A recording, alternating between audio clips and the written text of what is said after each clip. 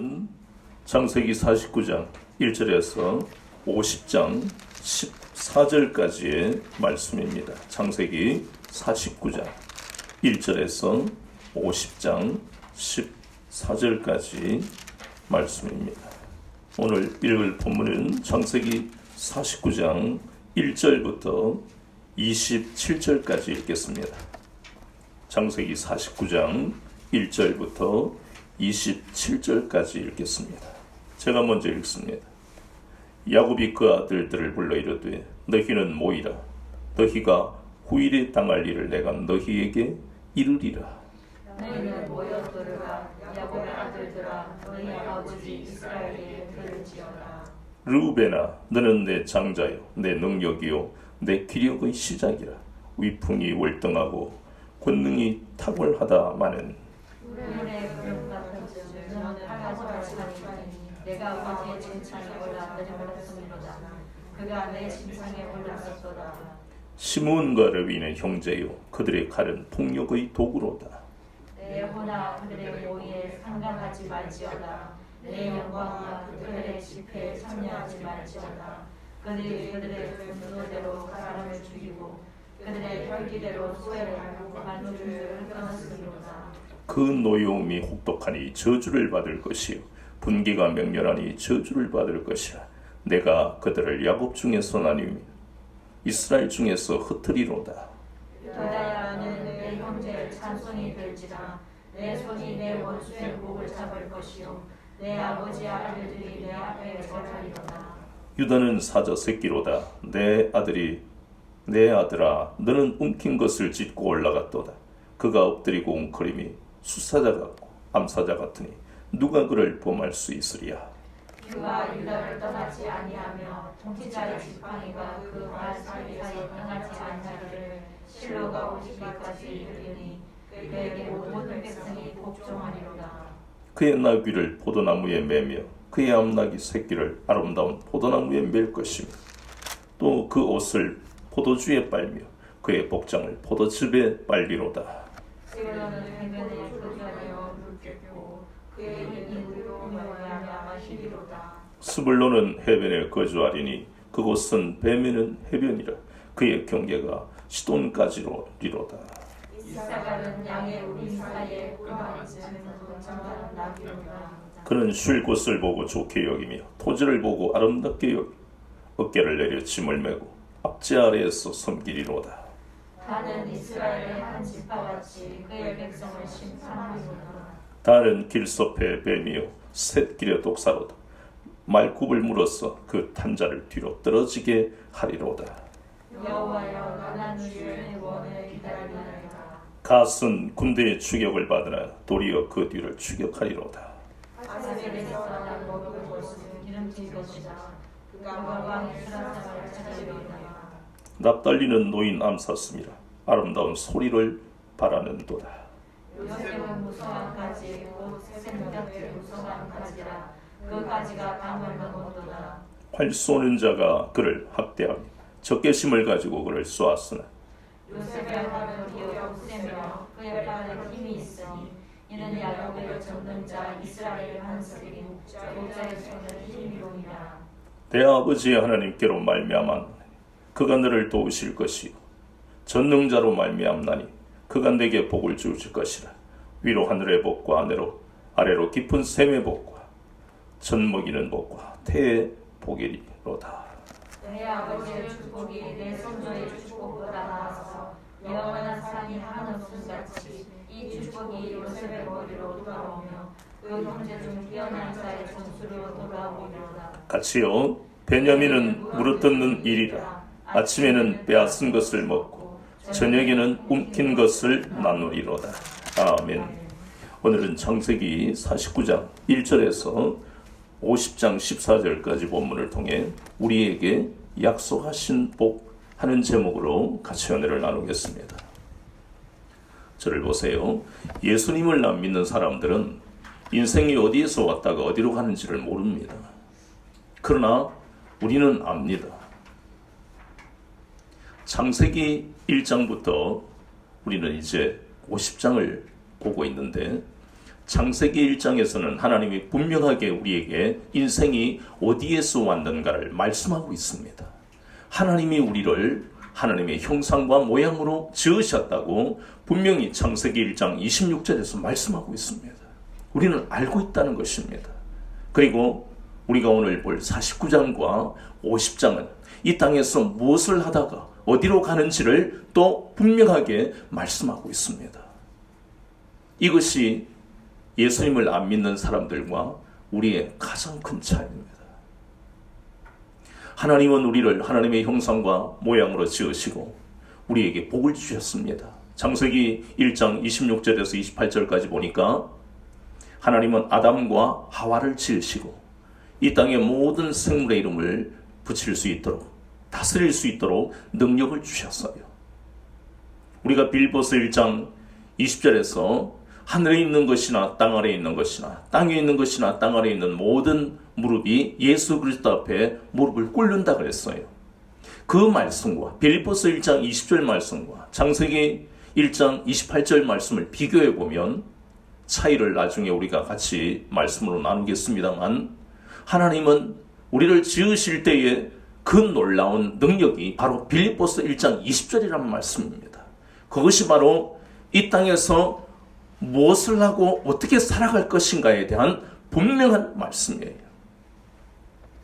오늘 창세기 49장 우리가 읽었던 이 본문의 3절부터 27절까지는 하나님이 야곱에게 영적 권위를 주셨습니다. 우리가 흔히 영권이라고 그러지요. 그 영권을 받아서 자녀들에게 앞으로 있을 일, 당할 일을 예언하고 축복합니다.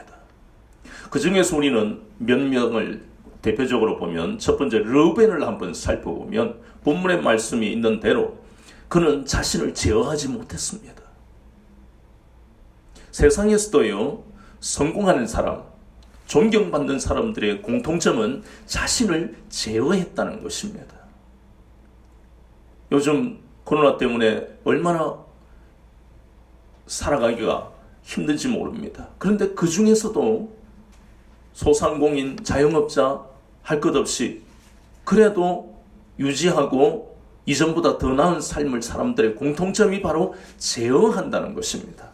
그런데 하물며 이렇게 세상 사람들도 자신을 제어하고 살아가는데 하나님 앞에 놀라운 은혜를 받은 장자로서의 르벤은 자신을 제어하지 못했습니다. 하지 말아야 할 행동을 했다는 것입니다. 그래서 오늘 르벤을 향한 하나님의 예언의 말씀은 너에게서 뭘 박탈할 것이다? 장자의 특권을 박탈할 것이다. 빼앗겨 버렸습니다. 이스라엘에서 장자는요, 얼마나 많은 복을 받는지 모릅니다. 그런데 르벤은 빼앗겨 버렸습니다. 거기다가 르벤의 자손들 중에는 어떤 선지자도 어떤 왕도 나오지 않았습니다. 도리어 그는 민수기 16장 1절과 그리고 신명기 17장 6절에 보면 도리어 그는 저주를 받았습니다. 하나님의 심판을 받았다는 말씀입니다. 고라 자손들이 반역할 때에 그때 르벤의 자손이 있었고 하나님의 심판을 받아서 땅이 갈라지고 그 속에 몽땅 저주를 받아 다 죽었습니다. 예언대로 되었다는 것이에요. 또 우리가 보고자 하는 인물은 둘째, 셋째인 시므온과 레위입니다. 그들은 지금까지 우리가 본 대로 성질이 급하고 거기다가 사나웠습니다. 그 사건이 바로 대표적인 것이 창세기 34장에 나오는 세겜 사건입니다. 아버지의 충고도 듣지 않았습니다. 그래서 오늘 예언의 말씀이 뭐였습니까? 너희들은 이스라엘 지파 가운데서 흩어질 것이다. 흩어진다. 민수기에서 인구조사를 보면 특히 시므온, 레위도 그렇지만 시므온의 그 인구가 그 족속들의 지파의 사람들이 굉장히 줄어드는 것을 볼 수 있어요. 근데 그것은 아무것도 아니에요. 이 말씀처럼 저주를 받는데 그 저주가 민수기 25장은 꼭 기억해야 할 사건이 나옵니다. 시딤에서 이스라엘 백성들이 미디안 여인과 그렇게 불미스러운 일을 함으로 하나님은 거기다가 바알 보울을 숭배함으로 하나님은 엄청난 이스라엘 백성들을 질병으로 치셨습니다. 그때의 분연히 믿음으로 일어난 사람이 바로 비느하스입니다. 그런데 그 불미스러운 일의 주인공이 사실은 누구냐? 바로 시므온의 자손입니다. 이 예언은 그냥 감정적으로 하는 그런 예언이 아니라 그대로 일어난 일이고, 더더군다나 이 창세기 49장에 나오는 이 말씀은 우리 인생과 밀접한 관련이 있다는 것입니다. 누구나 교회에 나오면 그 인생은 이제 복받은 인생으로 살아갈 것이다. 맞습니다. 그런데 교회에 나오면 바로 복을 받는다는 등식 사이에는 고난이라는 것이 있습니다. 그 고난을 생략하면 예수님을 믿는 사람이 아닙니다. 그리고 교회가 아닙니다. 교회는 이 땅에 살아가면서 만나는 그 고난이 예수님을 믿기 전에도 똑같이 만나는 고난이지만 완전히 다른 것은 하나님의 인자하심과 신실하심으로 인도받는 고난 속에서도 하나님의 인자하심과 신실하심이 있느냐 없느냐의 차이, 이건 엄청난 차이입니다. 그것을 우리가 알아가는 것이고, 지금 우리가 본 이 르우벤과 시므온, 레위의 인생은 바로 하나님을 의지하지 않은 결과가 어떻게 되는가 하는 것을 보게 하는 거예요. 선민으로서 끝나는 게 아니라는 겁니다. 세 번째는 우리가 잘 아는 유다 지파입니다.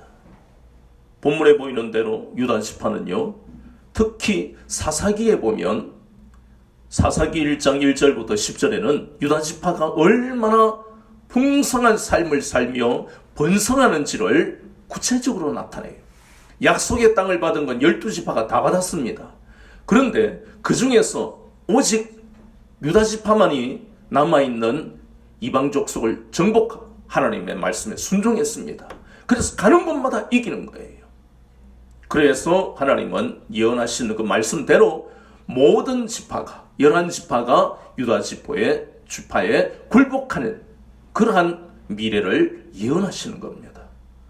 말씀 그대로 사무엘하 5장 12절에 보면 거기에는 11지파가 다윗이 어떤가를 이미 사울 왕 때부터 알았다라고 11지파의 장로들이 나와서 고백하잖아요. 이제 모든 것이, 물론 우리가 세상 표현으로 보면 이제 그들이 대항할 그런 능력이 없으니까 굴복하는 것이지만, 예언의 말씀 그대로 모든 지파가 유다 지파 앞에 나와서 당신이 바로 이전에도 우리가 알고 있는 대로 이 이스라엘 공동체의 목자가 되고 주권자가 됩니다. 고백하잖아요. 그리고 우리가 잘 아는 대로 이스라엘 통일왕국은 바로 유다 지파가 그 통일왕국에 계속해서 왕조, 다윗 왕조를 이루는 놀라운 축복을 받습니다. 가장 놀라운 축복은 바로 영적인 축복은 메시아가 이 지파에서 나왔다는 것입니다. 그런데 여기서 잠깐 참고해야 할 것이, 우리가 흔히 예수님 시대의 유대인이라 하는 이 명칭은 바로 유다 지파에서 유다 백성들의 후손이다 하는 의미에서 유대인이라고 하는 겁니다. 그런데 안타까운 것은 로마서 11장 17절을 보면 이 유다 지파가 이렇게 예언된 대로 많은 축복을 받았는데, 엄청난 축복을 받았는데, 로마서 11장 17절이 무엇입니까? 감람나무 비유입니다. 참 감람나무의 가지를 얼마 꺾었어. 거기다가 열매를 맺어도 맛도 없는, 아무짝에 쓸모도 없는 돌 감람나무에, 그 나무에다가 접을 붙였어. 참 감람나무의 진액을 함께 누리는 자가 되게 하는 놀라운 축복의 말씀이 나옵니다. 그것은 유다 지파에서 예수님이 오셨지만, 그러나 그 진액, 그 구원의 놀라운 하나님의 자리에 놀라운 은혜를 받고 있는 것은 유대인들, 유다 지파의, 유다 백성의 후손이 아닌 이방인들이 지금 받고 있는 거예요. 그래서 우리는 창세기 49장을 깊이 우리가 묵상하면서 이것이 나의 인생과 어떤 관련이 있는가를 깊이 생각을 해야 된다는 것입니다. 그뿐만 아니라 요셉도 얼마나 하나님이 축복하시는지 몰라요. 그러나 그의 인생을 보면 우리 인생이 되어질 일에 대한 말씀을 나오는 거예요. 이유 없이 고난을 받았잖아요. 우리도 그런 경우가 우리 인생을 살면서 왕왕 있다는 것이에요. 요셉이 만난 대적들, 첫 번째는 핏줄, 자신의 형들이 요셉을 괴롭힌 대적이었어요. 성경 말씀을 깊이 보면 우리 인생 가운데 일어나는 일들을 전혀 오해할 필요도 없고 의심할 필요도 없어요. 저도 그렇지만 이 땅에 있는 많은 그리스도인들은 바로 이렇게 핏줄로 인해서 핍박을 받고, 핏줄이 우리 인생의 모든 어려움을 주는 그러한 대적이고 장애물인 것을 경험할 수 있는 거예요. 요셉의 경우를 왜 하나님이 말씀하시는가 하는, 우리의 인생이 되어질 일을 미리 말씀하시는 겁니다. 그러나 요셉은 형들이 자신을 핍박하고, 거기다가 보디발의 아내가 핍박하고, 총리가 되어서 핍박이 끝났을까요? 아닙니다. 창세기에는 나오지 않지만 얼마나 많은 바로의 신하들이 배아파하고 시기질투했겠어요. 그것은 다 빼는 거예요. 필요 없으니까. 성경 말씀에 필요가 없으니까. 이방인이 와서 무슨 자기가 로얄 패밀리도 아닌데 얼마나 복을 받고 바로와 똑같은 애굽 온 땅의 통치자가 되는 것을 배합하는 사람이 한둘이었겠어요? 우리가 다니엘을 보면 알잖아요. 다니엘이 총리가 되었을 때 시기질투하는 사람들이 왕 앞에 고자질하는 거 보세요. 그 장면을 창세기에는 하나님이 기록을 안 하셔서 그렇지 똑같았을 것 아니냐. 그런데 요셉은 그런 대적의 공격 속에서도 포기하지 아니하고 하나님만 의지했잖아요. 하나님이 함께 하시니까 하나님은 그에게 믿음을 주시고 용기를 주시고 지혜와 명철을 다하셔서 그 고난을 이겨내게 하셨습니다. 이것이 단순한 야곱 가문의 12지파에 대한 그러한 예언에서 끝나는 게 아닌 이유가 여기에 있다는 것입니다. 나의 인생을 향해서, 여러분의 인생을 향해서 하나님이 미리 인생을 다 산 것이 아닌데 포기하시는 거예요. 그러면 결국 우리의 정신 연령은 60대, 70대입니다. 여러분의 나이가 있겠지만 이 말씀을 깨달아가면 여러분은 70을 산 사람, 100세를 산 사람보다도 더 깊은 인생의 연륜이 생겨버렸어요. 이게 영적 세계의 무서운 겁니다. 이게 하나님이 그리스도인에게 주시는 영광과 특권이라는 것입니다. 70을 살아도 세상은 잘 알지 몰라도 이 영적 세계를 1도 모르는 사람들이 우리 주변에 얼마나 많습니까? 그런데 하나님은 보세요. 나이와 관계없이 저기 앉아있는 조 의성 성도에게도 듣게 하잖아요.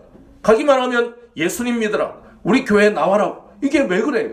이 영적인 세계니까 때때로 자기 나이에 맞는 행동을 하지만 그 외에는 영적 세계에 하나님이 주신 이 영혼을 향한 생명의 말씀으로 인해서 자기도 모르게 그런 고백과 선포가 나온다는 것이에요.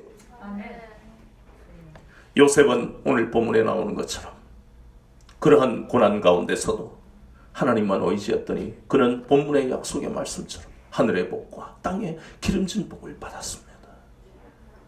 하나님은 이렇게 이 땅에서 하나님이 부르신 그 부르심에 순종해서 하나님의 자녀가 된 인생들을 향해서 이렇게 복을 주신다는 겁니다.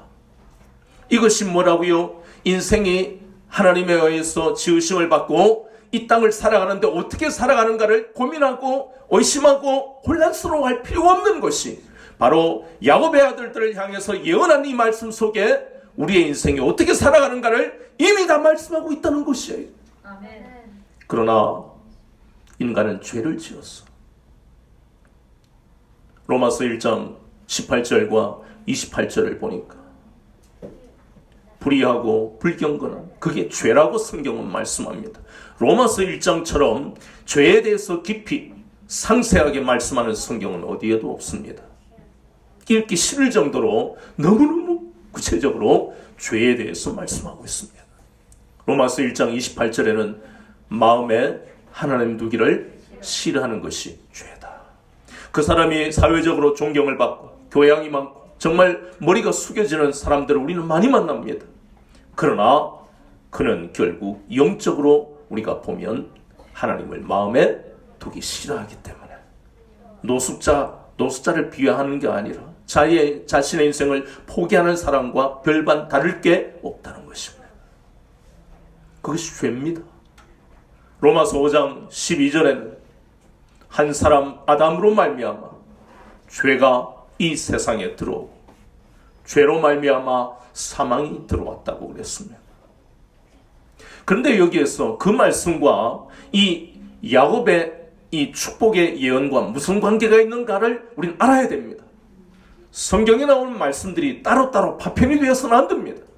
구약과 신약이 자유롭게 여러분 마음속에 연결이 돼야만 그것이 능력이 되는 것이에요.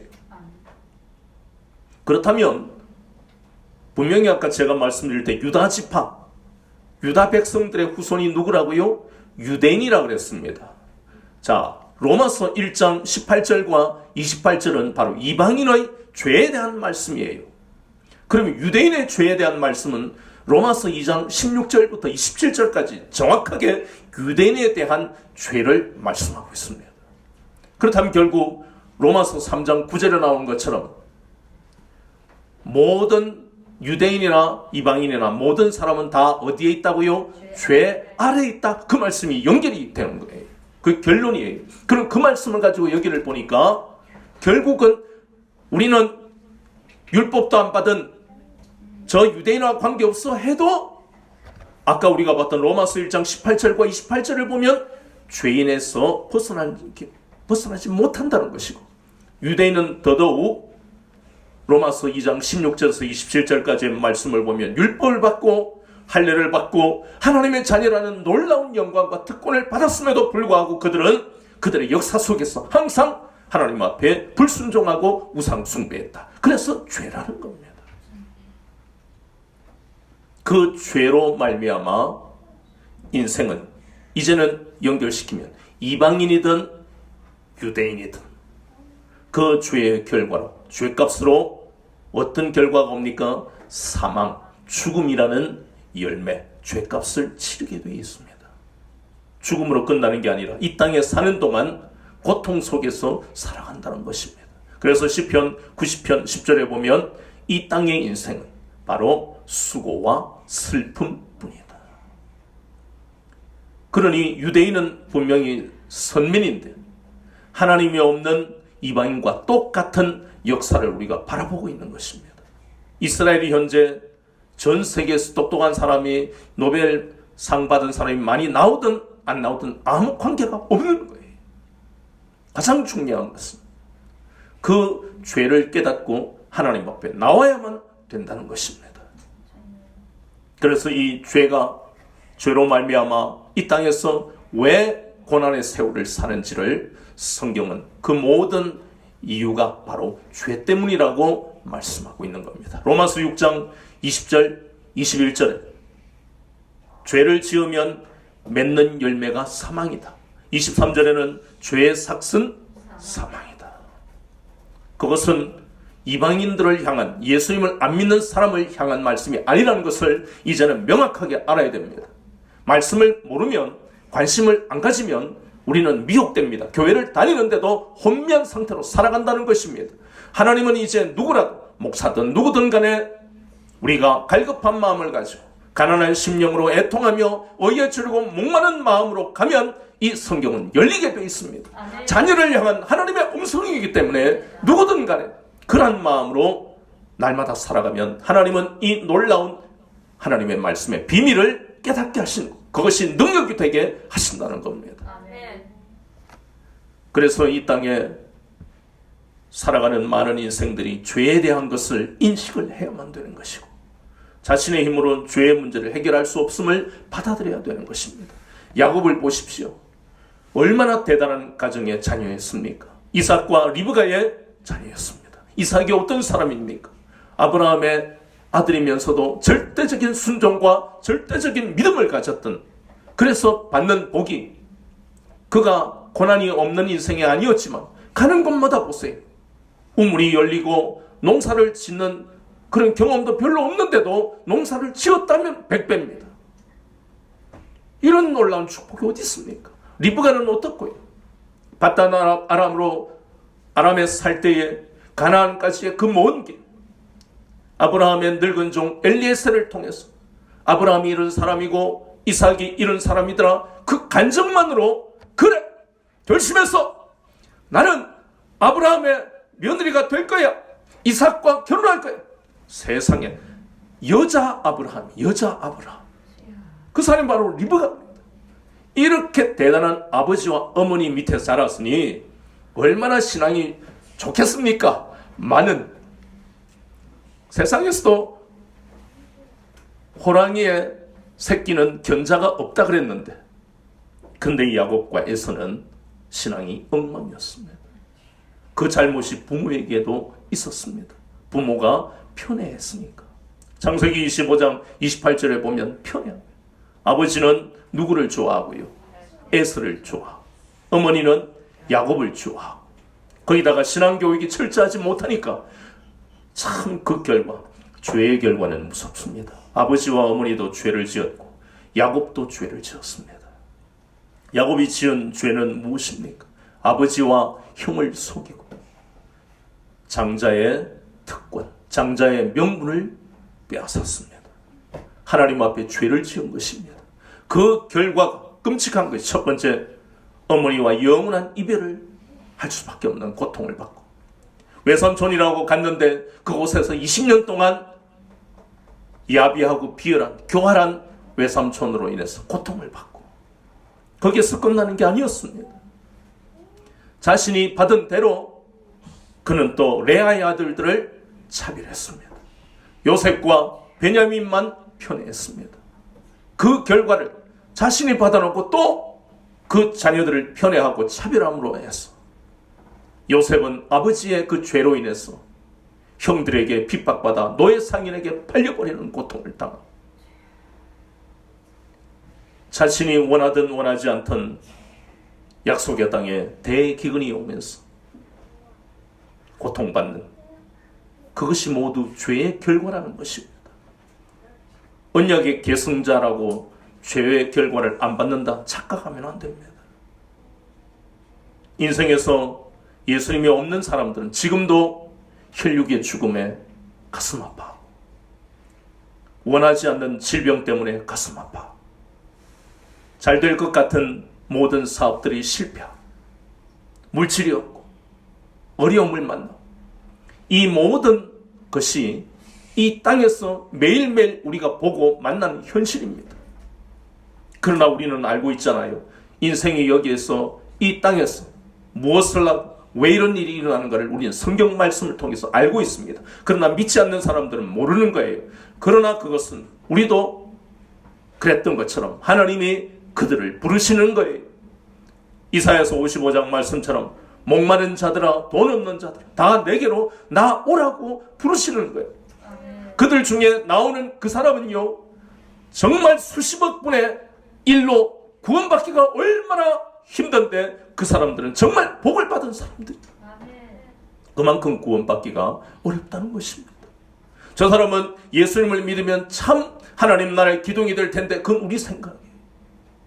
그래서 우리는 끊임없이 값없이 받은 이 구원을 많은 사람 앞에 이제는 그런 도구가 되어서 우리가 그 일을 감당해야 되는 것이에요. 구원받기가 너무 힘들고 불가능에 가까우니까. 그러나 하나님은 우리에게 긍휼을 베풀어 주셨습니다. 요한복음 3장 16절 말씀처럼 예수님을 이 땅에 우리에게 보내주셨어요. 예수님을 영접하기만 하면 하나님이 간섭하시는 인생을 살게 하신다는 것입니다. 여전히 어려움은 우리 가운데 오지만 야곱의 인생에, 야곱이 보십시오.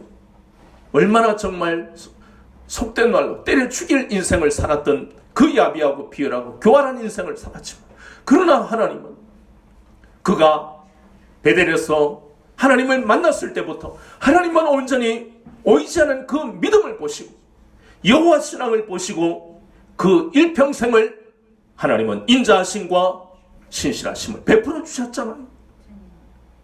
20년 동안 라반의 집에서 말할 수 없는 고통, 우리가 보았던 것처럼 낮에는 더위와 싸우고 밤에는 추위와 싸우고, 그뿐만 아니고 기르는 양이나 염소가 죽을 때는 자신이 변제를 하고, 품삯도 안 주는 매일매일의 그 삶이 얼마나 고통스럽겠어요. 여러분이 직장을 다니는데 매달 월급을 안 주고 그래도 어쩔 수 없이 주겠지 하고 3개월이 밀리고 6개월이 밀리고 1년이 밀리는 직장을 다녀보십시오. 그러면 야곱의 심정을 우리가 체험할 수 있습니다. 그러나 체험할 필요가 없는 일이잖아요. 그만큼 고통스러운 삶을 사는 그에게 하나님은 인자하심을 베풀어 주셨습니다. 20년 동안의 훈련 속에서 15년째부터 6년 동안 하나님이 부으시는데 얼마나 많은 아롱진 것, 검은 것, 이런 양과 소와 염소를 하나님이 주셨어. 창세기 32장 10절을 보세요. 두 때나 이루는 거부가 되게 하시는, 이것이 바로 하나님의 인자하심입니다. 하나님을 섬기고 하나님을 의지하는 인생에 그가 비록 죄의 결과로 고통을 당하지만 하나님은 이 인자를 베풀어 주셨다는 겁니다. 그뿐만 아닙니다. 세겜 사건으로 인해서 주변의 모든 족속들이 야곱 가문을 치려고 할 때에 창세기 35장 5절을 보니까 하나님은 그들에게 두려움을 주셨어. 그들의 머리털 하나도 상하지 않도록 긍휼을 베풀어 주셨습니다. 약속의 땅에 기근이 왔을 때에도 하나님은 애굽에 요셉을 예비해 놓으시고 야곱 가문이 기근에서도 양식 걱정을 하지 않도록 하나님이 그렇게 건지시는 이 모든 인생, 우리는 예수님을 믿든 믿지 않든 이러한 죄로 인해서 인생에 이러한 나락으로 떨어지는 그런 삶을 살아야 하는 인생이 우리라는 것이, 그러나 하나님은 우리에게, 야곱에게 베풀어 주셨던 그 인자하심과 신실하심을 오늘도 우리에게 베풀고 계시다는 겁니다. 그래서 우리가 그렇다면 그 놀라운 은혜를 받았으면 우리가 해야 할 일이 무엇일까? 송구의 영신 예배 때에 우리가 그 말씀을 나눴지만 이제는 구약의 말씀을 가지고 우리의 삶의 분명한 목적을 다시 한번 돌아보면 창세기 18장 19절에 하나님이 많은 사람 가운데 가나안 땅에 있는 사람을 언약의 계승자로 삼으셔도 될 것을, 갈대아 우르에 살고 있는 가나안 땅도 아닌데 가장 그 시대에 타락한 사람들이 살고 있는 그 땅에 아브라함을 불러내셔서 믿음의 조상으로 언약의 계승자로 삼으신 것은 창세기 18장 19절에 여호와의 도를 지켜 여호와의 공도를, 의와 공도를 행하게 하시려고 아브라함을 부르셨다. 구약에는 이렇게 표현합니다. 근데 그 말씀이 고린도서 5장 18절에 나오는 화목의 직분하고 똑같은 말씀이라는 거예요. 그것 때문에 저와 여러분을 부르셨다는 겁니다. 그뿐만 아니라 마태복음 6장 33절에 예수님은 우리를 자녀 삼아주시고 그리스도인으로 부르신 이유는 이 땅에서 좋은 것, 내가 원하는 삶을 내가 선택해서 살아가는 것이 아니라 그것을 버리고 그의 나라와 의를 먼저 구하는 삶을 살아라고 우리를 만나주신 거예요. 그의 의는 바로 하나님의 다스리심을 받는 삶을 살아. 지금까지는 내가 하고 싶은 대로 내가 내 삶의 주인이었다는 것이, 그러나 이제는 하나님의 다스리심을 받아라. 그것이 구원받은 자의 가장 첫 번째 구해야 할 것이다. 그러면 하나님의 나라를 구하고 하나님의 의는 바로 예수님을 통해서 하나님의 의가 나타났기 때문에 예수님을 따라가는 것이 바로 우리가 구원받은 목적이고 우리의 인생의 목적이 이제는 그것이 되어야 된다는 것입니다. 예수님이 우리의 인생의 목적이 되어야 한다는 것입니다.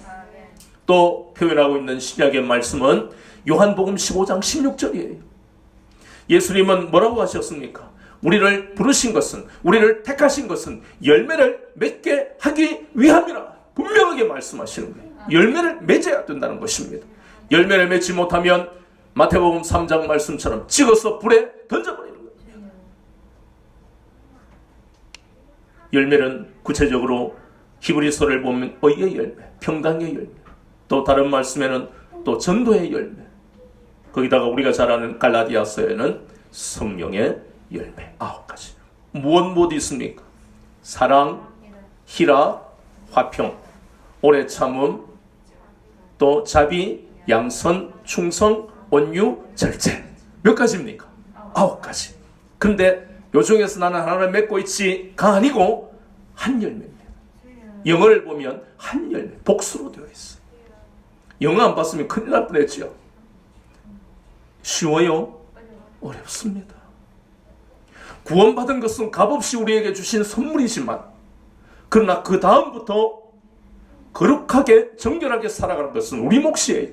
신앙생활 결코 쉬운 게 아닙니다.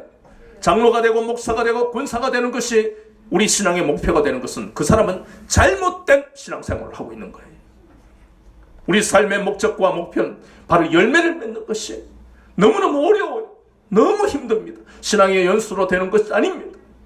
날마다 하나님의 말씀을 통해서 주님과 교제를 해야만 일하는 것을 우리가 다시 망각하지 않고, 그리고 또 주님의 도우심으로 내가 그 열매를 맺어가는 것이에요. 아름답게 맺어가는 것이에요. 이제 창세기 50장 1절에서 14절까지의 말씀은 그렇게 험악한 세월을 살았던 이 야곱의 장례식이 있는 겁니다. 얼마나 성대하게 장례식이 있는지 모릅니다. 그런데 우리는 그 장례식이 화려한 것을 볼 것이 아니고, 창세기 48장 3절 4절에 보면 애굽으로 내려가기를 두려워하는 야곱에게 하나님은 밤에 그에게 나타나셔서 애굽에 내려가는 것을 두려워하지 말라. 내가 너로 그곳에서 큰 민족을 이루게 할 것이고, 때가 되면 너를 다시 가나안으로 인도할 것이다. 야곱은 이 말씀을 붙들고 애굽에 있었어요. 애굽에 있으면서 얼마나 많은 우상 숭배하는 모습을 보겠어요. 그런데도 야곱은 이 약속의 말씀만을 절대적으로 신뢰한 것이에요. 믿음을 지켰다는 것입니다. 끝까지, 임종 때까지. 그래서 그의 유언을 보면 유언대로 여기에 요셉에게 내 뼈를 가나안으로 옮겨라. 야곱은 오직 마음에 애굽에 살고 있지만 영원한 고향에 대한 마음밖에 없어요. 잠시 있다가는 애굽에는 아무 그러한 소망도 없고 꿈도 없는, 그래서 그는 영원한 고향 가나안 땅만을 바라는, 그것이 오늘날 우리에게는 천국에 대한 소망이 되어야 된다는 것입니다. 이 땅에서 영원히 살 수 없는 건 불신자들도 합니다. 그러나 어떤 마음으로 살 것이냐, 우리는 천국 소망을 가지고 이 땅을 살아가는 겁니다. 아멘. 힘들다고 나는 빨리 천국 가고 싶다, 그런 이야기를 함부로 하면 안 돼요. 농담으로도 하면 안 돼요. 하나님은 절대로요, 힘들다고 빨리 데려가시지 않습니다. 해야 할 사명을 감당해는 너 더 살아야 돼. 왜요? 사명을 감당해야 하니까. 아까 이야기했던 그 사명, 구약에서의 표현은 여호와의 도를 지켜 하나님의 의와 공도를 행해야 된다고 창세기 18장 19절에 표현했고, 신약에서 예수님은 그의 나라와 의를 구하며 살아라 그랬고, 열매를 맺는 삶을 살아라. 이것이 우리가 이 땅에서 해야 할 일들이란 말이에요. 그래서 우리는 오늘 창세기 49장 그리고 50장 이 두 장을 보면서 창세기 1장에서 시작한 인생이 어디에서 왔는가를 말씀하신 하나님은 인생이 이 땅에서 무엇을 하다 어디로 가는지를 분명하게 우리에게 말씀하셨고, 우리는 그것을 아는 복을 받았습니다. 이 땅에서 때때로 무엇을 하며 사는가, 때때로 의미는 하고 힘들 때라도 시편 84편 말씀해 보니까 주께 힘을 얻고 그 마음에 시온의 대로가 있는 자들에게는 눈물 골짜기를 만난다 할지라도 많은 샘이 있을 것이고 이런 비가 복을 채워준다고. 성경 곳곳에는 이 땅에서 살아가는 일에 대해서 고민하지 않도록, 고난이 올 때에 의문을 가지지 않도록 성경의 모든 말씀을 통해서 하나님의 인자하심과 신실하심이 우리 가운데 있을 것을 우리에게 약속하셨고, 그것이 우리의 복이 된다는 것을, 그러니까 우리가 복을 받은 건요, 헤아릴 수 없는 몹시 많은 거예요. 우리의 가치관이 깨뜨려져야 돼요. 내가 외제차를 몰았다고 그 복 맞습니다. 통장이 가득 차고 맞습니다. 그러나 성경에는 그러한 것들은 아주 겨자씨만도 못한 아주 작은 것이고, 대부분의 성경 말씀은 물질의 복보다도 우리의 영혼에 대한 영적인 복이 얼마나 어마어마한지, 내가 통장 가지고 다닐 필요가 없을 정도로 그러한 영적인 복을 말씀하는 거예요. 우리 걱정할 필요 없잖아요. 돈이 없으면 도둑도 안 들고 강도도 안 들 거 아니에요. 그래서 우리는 인생이 어디에서 왔다가 무엇을 하며 어디로 가는지에 대한 분명한 답을 알고 가는 사람들이란, 이건 엄청난 복이라는 것이, 이걸 모르는 사람은 오늘도 불안하고 내일도 불안하고 오늘도 두려워하고 내일도 두려워, 자살하고 알코올 중독에 다른데 마음을 빠뜨리고 무슨 코인인가 뭔가 비트코인인가 그런 데는 마음을 빼앗. 왜냐하면 모르니까, 인생이 어디로 가는지를 모르기 때문에. 그래서 하나님이 우리에게 약속하신 놀라운 복은, 날마다 하나님 말씀 가까이 할 때마다 하나님이 나를 얼마나 사랑하신지를 깊이 체험하는 것이, 말씀을 떠나서는 절대로 살 수도 없고, 말씀을 떠나면 우리의 인생도 줄이 끊어진 연처럼 어디로 갈지도 몰라요. 그래서 새해에 하나님이 얼마나 많은 복을 주셨는지, 저 사람은 어떻게 복을 많이 받았냐가 아니라 모든 하나님의 자녀에게는 수없이 많은, 모래알보다 더 많은 복을 주신 것을 다시 한번 마음에 새기고 깨달았습니다.